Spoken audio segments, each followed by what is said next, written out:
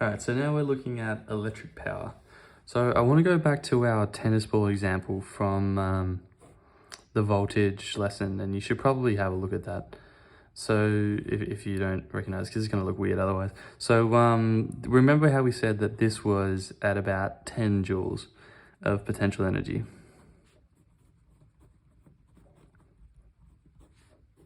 Now, think about what you, when you hear the word power, what it means to you. It means, wow, man, it really has some potential to cause damage. It's gonna hurt somebody.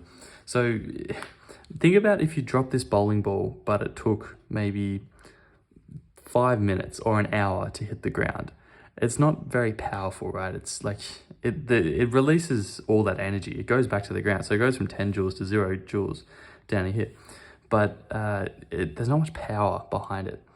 Now, imagine if that bowling ball only took, half a second to drop down, if it just smashed down on the ground. All the energy, it still goes from 10 joules to 0 joules of potential energy, but it's doing it much faster, so it's got much more power. It's how we think of power. So there's a relationship with time here. So if you get that 10 joules over in half a second, 0.5 seconds, that's a lot of power, lots of power. But if you put 10 joules over 1,000 seconds, there's not much power.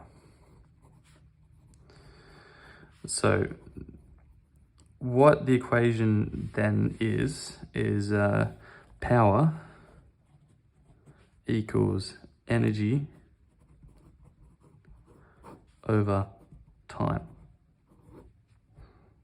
right?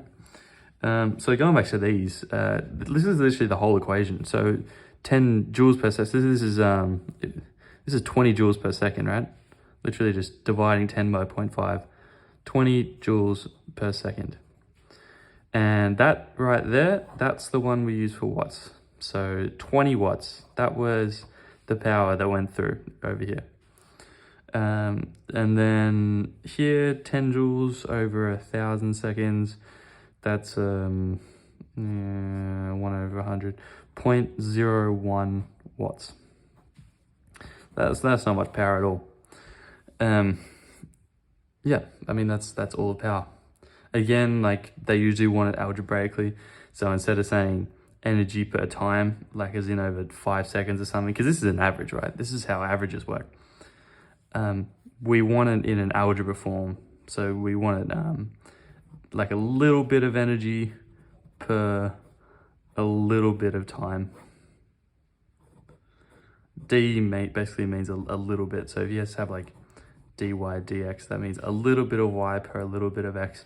I'm not going to teach you calculus, but that's a refresher. So d energy per d time, the way they write it is dw dt, because they always have like, q equals charge and w here equals energy. And they just have little letters that means you don't have to write out current or energy or whatever, but it's different. This is measured in watts. So dw dt watts, which again is equal to joules per second. Just a bit more on power. So power we found out equals dw dt just then.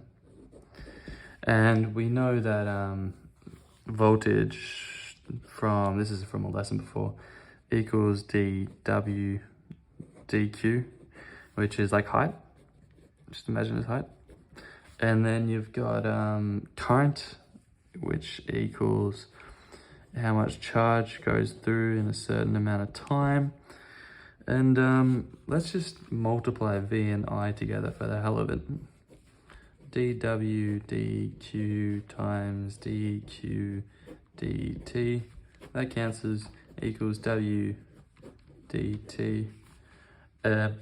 And that's power. That's like what we got up here, equals power. So you could probably, I can't really be bothered thinking up a whole reason why that is, whole intuition, but you use this all the time. This is basically why we use voltage and current. A few other reasons, but I don't really know, to tell you the truth. But power equals VI. So if you want to see how much power is going through something, if there's 6 volts across a resistor and there's 3 amps of current going in, there is going to be 18 watts of power through it. Too easy, just voltage times current. You'll be doing that a lot.